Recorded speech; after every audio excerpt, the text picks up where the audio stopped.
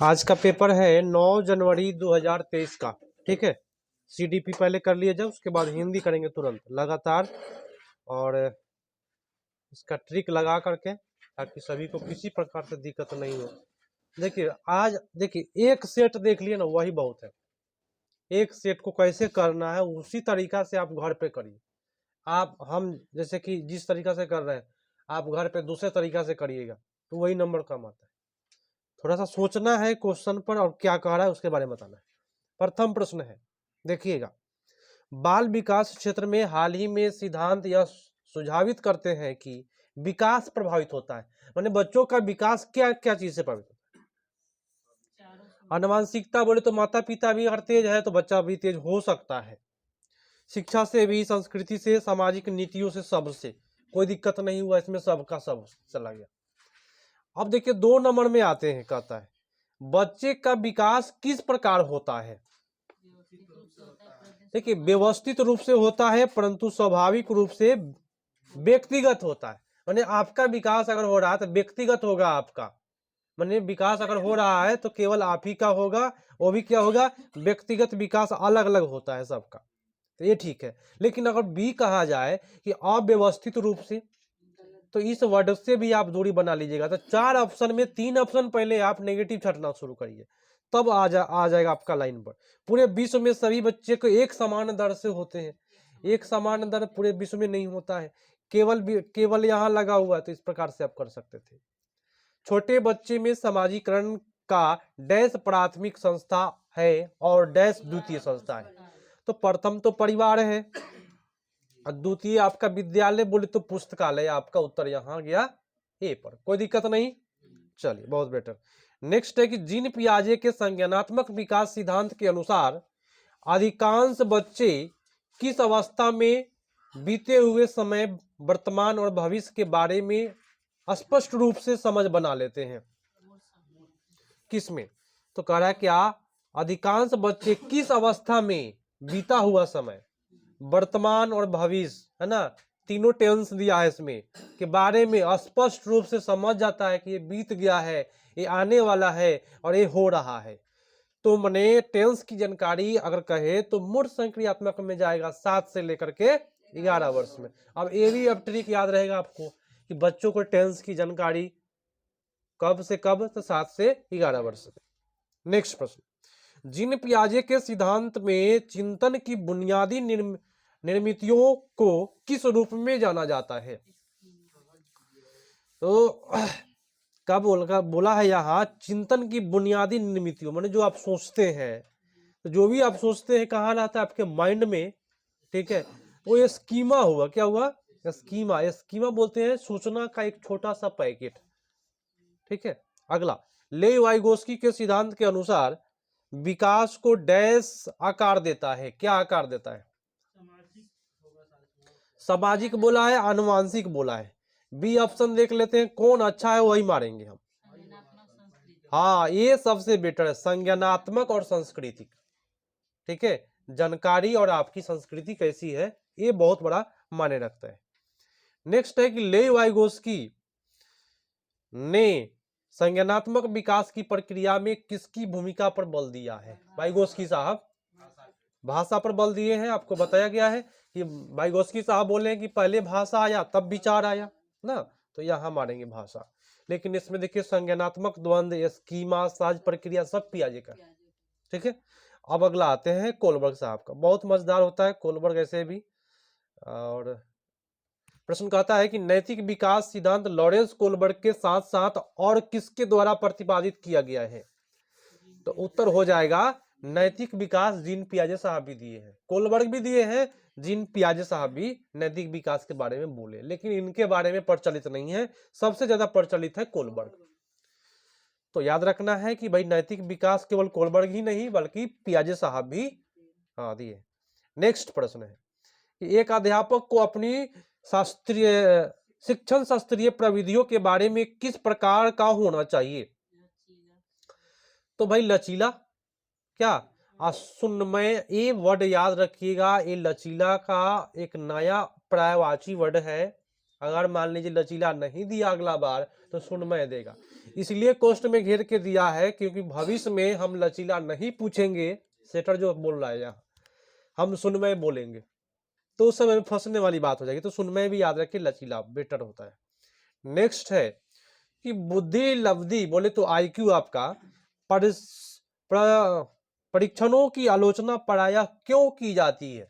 देखिए बुद्धि लब्धि हम आपका चेक कर लेंगे, पता चला कि खूब अच्छा आपका बुद्धि लब्धि है लेकिन पढ़ने में आपका मतलब कि डाउन है, तो बुद्धि लब्धि का आलोचना होगा। तो देखिए फर्स्ट बोला है कि कौशलों की विस्तृत श्रृंखला पाने मापने की उनकी क्षमता। बी बोला कि प्रत्यक्ष रूप से पश्चात संस्कृति के प्रभाव से ग्रसित है। और बुद्धि पर सामाजिक प्रभाव का अवबोधन है, संज्ञानात्मक प्रभाव के प्रभाव पर अतिशय प्रकलन। देखिए बुद्धि लब्धि की आलोचना प्रायः क्यों की जाती है, तो प्रायः इसलिए किया जाता है कि प्रत्यक्ष रूप से पश्चात संस्कृति के प्रभाव से ग्रसित है। ये बुद्धि लब्धि जो है वह पहिलका जो संस्कृति है उससे ये ग्रसित है, इसलिए इसका आलोचना होता है। आप कहिए सर ये पेडागोजी भाई कैसे सही हो गया, है ना, तो ये आपका पेडागोजी है ही नहीं। पूछेगा कि आपका आलोचना क्यों होता है, तो शायद आप कुछ गलतियां करते होइएगा। तो उसी प्रकार से आपको ये याद रखना है कि बुद्धि लब्धि का आलोचना क्यों होता है, तो बोलिएगा इसका पश्चात संस्कृति की क्या है प्रभाव है, अभी तक पहिलका संस्कृति का इस पर प्रभाव है, यही वजह है कि इसका आलोचना होता है। तो इसको याद करना पड़ता है, ठीक है, पेडागोजी है नहीं। नेक्स्ट प्रश्न है, अभिकथन कहता है कि जब कोई विद्यार्थी किसी दिए गए प्रश्न का हल ढूंढने की प्रक्रिया से जूझ रहा है तो अध्यापक को उसे अपने विचार मौखिक तौर पर अभिव्यक्त करने के लिए प्रोत्साहित करना चाहिए। सही बात है, पीछे से जवाब नहीं आ रहा है, आप लोग भी एक्टिव होइए। तर्क कहता है अधिगम तब प्रभावशाली होता है जब अध्यापक विद्यार्थी से सफलता की कम से कम अपेक्षा रखते हैं। ये भाई गलत हो जाएगा, जब कम से कम अपेक्षा रखेंगे तो कैसे प्रभावी होगा। तो ए सही और आर गलत, तो यहाँ आपका ऑप्शन नंबर चल जाएगा सी पर। शायद प्रत्येक व्यक्ति आंसर जरूर बोलेंगे, पहले ही नहीं बोलेंगे, पहले क्वेश्चन पढ़ा जाए, जब 4 ऑप्शन हो जाए तो उत्तर सभी से आए। प्रश्न कहता है कि जेंडर डैश निर्मित है जबकि लिंग डैश निर्मित। लिखे थे हम एक बार बोर्ड पर, हाँ, जेंडर सामाजिक संरचना है और लिंग जो है वह जैविक संरचना है। उत्तर आपका ए पर चला जाएगा। अगला प्रश्न है, एक अध्यापक को सभी के लिए अधिगम सहज सुगम बनाने के लिए अधिगम प्राथमिकताओं में व्यक्तिगत विभिन्नताओं के प्रति क्या करना चाहिए। फर्स्ट बोला उन्हें महत्वपूर्ण मानना चाहिए, बात सही है, जो विविधता है उसको महत्वपूर्ण मानिए, तो ठीक बोला। अनदेखा करने की बात बोला, मिटा देने की बात बोला, दमन करना चाहिए, दमन माने उसको दबा दीजिए, नहीं ये नहीं होगा, आपका सबसे बेटर ये। आकलन का मुख्य उद्देश्य क्या होना चाहिए, 4 ऑप्शन है, आपको बताना है। विद्यार्थियों के अंकों की व्यापकता का पता लगाना नहीं, विद्यार्थियों को सीखने के प्रति समझ बनाना, ये मजेदार है, B is the right answer. बाकी सब में आपका असफलता लिखा हुआ है, ग्रेड है। निम्नलिखित में कौन सी प्रविधि विद्यार्थियों में समालोचनात्मक चिंतन को प्रोत्साहित करेगा। 4 ऑप्शन है, 4 ऑप्शन में जिसमें बच्चा ज्यादा सोचेगा वही ऑप्शन मारना है। समालोचनात्मक बंद अंत वाला कैसे पूछिएगा, तो उसका सीधा उत्तर 1 नंबर आएगा। हम आपसे पूछेंगे उत्तर प्रदेश की राजधानी, तो लखनऊ, बंद उत्तर वाला हुआ। ऐसा पूछिए जिसमें बच्चा बहुत सारा जवाब दे। उत्तर होगा कि विद्यार्थियों को विमर्श हेतु समय देना, तो जब समय देंगे बहुत सारा बातें करेगा, तो ये ठीक ठाक है। प्रश्न उत्तर देने के लिए कहना गलत है, विद्यार्थियों को बंद उत्तर गलत है, यही रहता खुला अंत, तब तो मजेदार होता, लेकिन है नहीं। डी में आपका निरुत्साहित है, तो अब विचार विमर्श जब करेगा तो बहुत सारा उसमें विचार आता है। अभी विचार विमर्श कोई चीज पर करिए, इतना विचार आएगा माइंड में, माइंड तो पूरा खजाना है विचार का। अगला बोला कि सुविधा वंचित समूह से संबंध रखने वाले विद्यार्थियों के समावेशन में निम्नलिखित में से किसके द्वारा अवरोध उत्पन्न होता है, बताएं। रूढ़िबद्ध, अच्छा, फर्स्ट बोला कि रूढ़िबद्ध और स्थापित धारणाएं के द्वारा, तो बात सही है, रूढ़िबद्ध धारणा से भाई बाधा उत्पन्न होगा ही, है ना। बाल केंद्रित उपागम, रचनात्मक, व्यक्तिगत? नहीं, सबसे बेटर आपका उत्तर ए होगा, क्योंकि अवरोध उत्पन्न इसी से होता है जब आप भेदभाव करिएगा किसी प्रकार से। अगला प्रश्न है कि पठन वैकल्य प्रत्यक्ष रूप से किस कौशल को चुनौती देता है? जब पठन वैकल्य है तो पढ़ने को चुनौती देगा ना, लेकिन किसको चुनौती देता है ये पूछ रहा है आपसे। स्केच बनाना, वाचन, वाचन माने होता है बोलना, तो बोलना को नहीं होगा, सुनना नहीं होगा, देखना नहीं होगा, पढ़ना नहीं है, स्केच बनाना। क्या बोला? पैटर्न वैकल्य प्रत्यक्ष रूप से किस कौशल में चुनौती का कारण बन जाता है? तो जब आप स्केच बनाइएगा, सुनिए हमारी बात ध्यान से, तो कोई कोई चीज पढ़ पढ़ के बनाइएगा कि यहाँ इसका नाक था, यहाँ इसका ओठ है, ऐसे ओठ है उसका, तो आपको पढ़ना ही नहीं आएगा तो स्केच बनाने में आपको दिक्कत होगी। ठीक है, उत्तर आपका ए पड़ गया, बहुत मतलब डीपली चला गया ये प्रश्न। अगला है कि दृष्टि बाधित विद्यार्थियों को सहजता के साथ शामिल करने के लिए अध्यापक को क्या करना चाहिए ताकि सहज से शामिल हो जाए? तो फर्स्ट बोला कि जितनी अधिक संभव हो सके अधिक से अधिक सूचनाएं श्याम पट पर लिख दीजिए। आपका 1 to 5 का बच्चा है, गलत होता है। कक्षा में समर्थक उपकरणों का प्रयोग बाधित कर देना, ये भी गया काम से।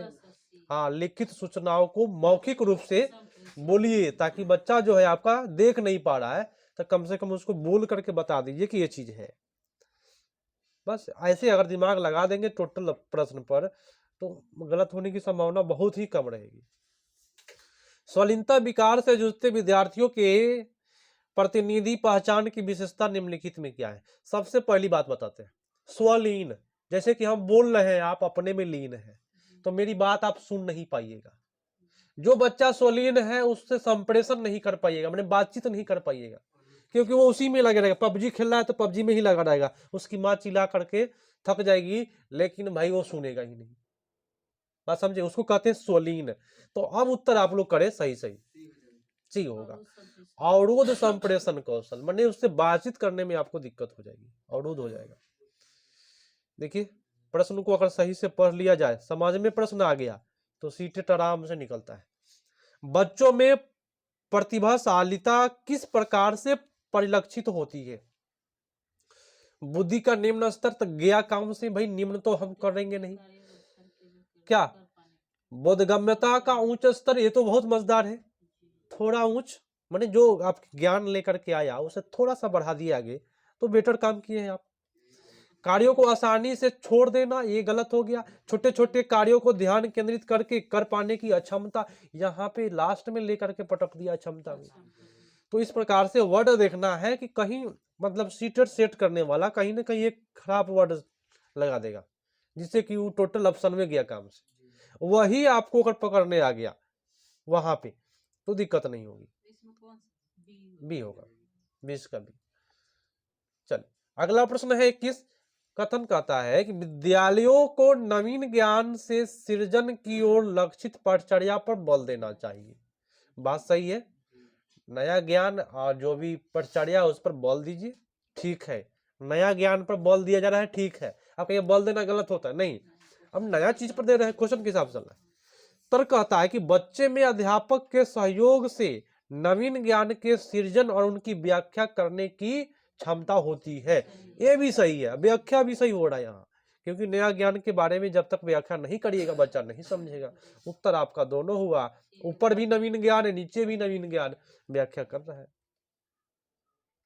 अब कहता है कि विद्यालयों को किस प्रकार बल देना चाहिए, बताए किस प्रकार से बल। फर्स्ट बोला कि सीखी गई सामग्री को ज्यों का त्यों किया काम से। पाठ्य पुस्तक से सीखना गलत।